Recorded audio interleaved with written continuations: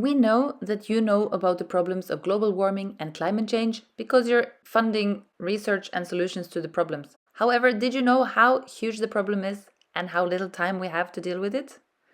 My name is Hanne Maria Edvardsen Jelavic, and I'm the co-founder and CEO of Marinix Ocean Tech and the environmental organization Beat Global Warming. Together with my great team, we have a solution that could actually help fix these problems. Currently, we have 500 billion tons too much CO2 in the atmosphere. And according to the 2024 State of Carbon Dioxide Removal report, there is something called the CDR gap. This means that governments are not investing enough money and implementing enough policies to accelerate the development of carbon dioxide removal technologies so that we can reach the goals of the Paris Agreement. We actually have to remove 7 to 9 billion tons of CO2 from the atmosphere every year by 2050.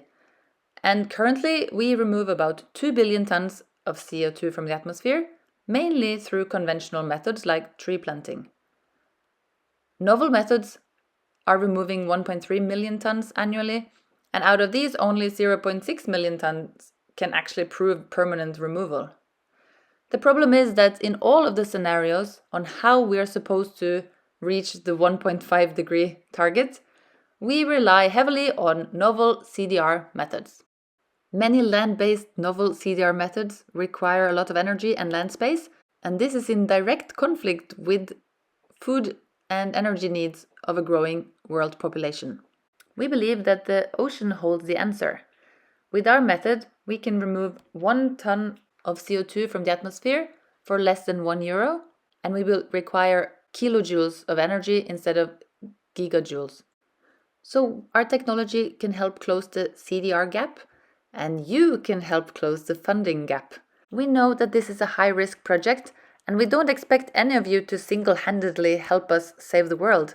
However, we believe that if you meet each other, listen to our story, get to know our technology and how we can together help stop global warming, then we can move forward and be successful together. We therefore invite you to a digital funders roundtable on Wednesday, 6th of November from 3 to 5 p.m. Central European Time.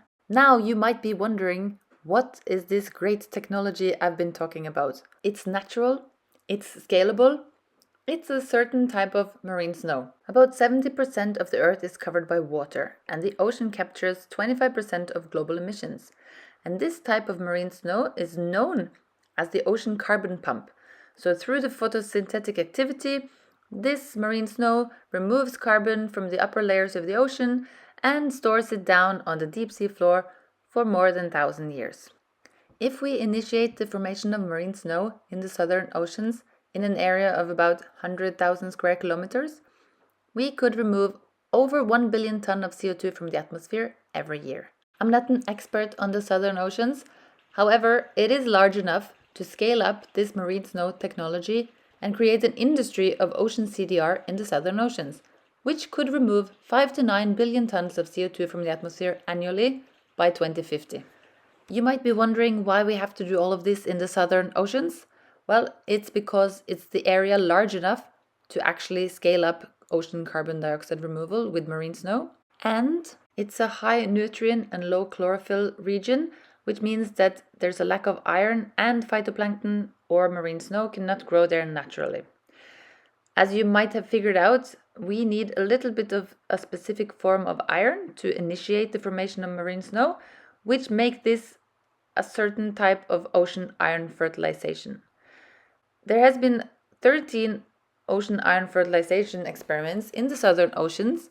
None of them could prove that they removed additional CO2 from the atmosphere, mainly because they focused on initiating phytoplankton blooms by dumping tons of iron into the ocean, and the phytoplankton becomes a part of the food chain, or there is a lack of technology which makes it very difficult to monitor, report, and verify the carbon removal by any type of ocean iron fertilization approaches.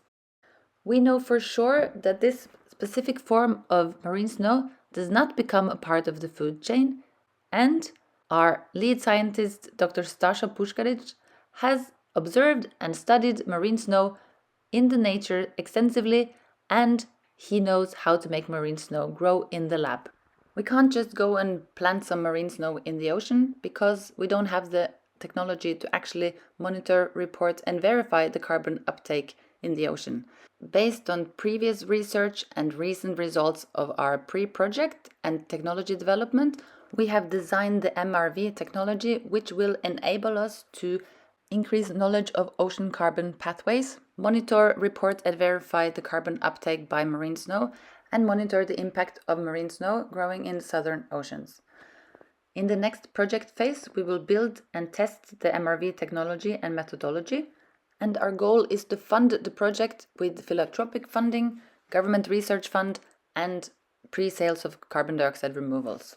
When we finish building the MRV technology and methodology, we can go on a cruise to the southern oceans, gather data, test marine snow in the lab with water samples from the southern oceans, bring home water samples for a mesocosm project, and then return to the southern oceans to make a small pilot test of marine snow as a CDR methodology. So if we can secure funding and we don't incur any large complications during the project, we could reach markets after 5 years of research and development. Then we can sell blue carbon removals on the voluntary carbon market to businesses and people who aim to become carbon neutral. The voluntary carbon market was valued at 2 billion euros in 2022, and it's expected to be valued at 50 billion in 2030. We expect to reach break-even after 3 years of operation, and marine snow as CDR is clearly competitive and scalable.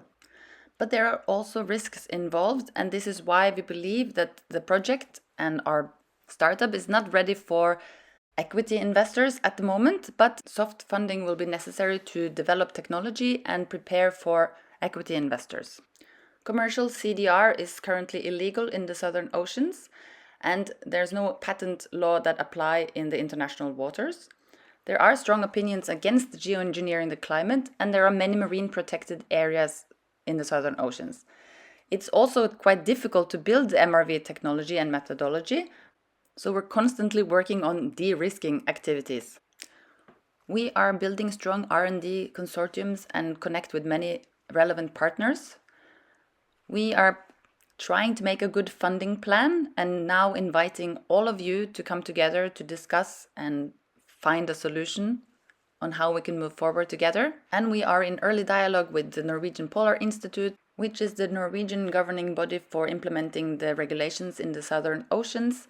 They also have research activities in the southern oceans, and they give permission to do research projects in the southern oceans. And we're trying to stay connected and informed about the policies and changes happening in the CDR industry in general. Considering the risks and the impact of this project, it's important to expand the shareholders in this project, and together we can actually reach net zero by 2050. We hope to see you at the Funders Roundtable, where we address the CDR gap and hope to close the funding gap together. And during the meeting, we will tell you more about our technology, our funding needs and funding plans, and get important feedback and information from all of the attendees, and hopefully we can find a solution together. Thank you for taking the time to listen to my presentation. And if you have any questions at this moment, please send me an email or visit our webpage for more information.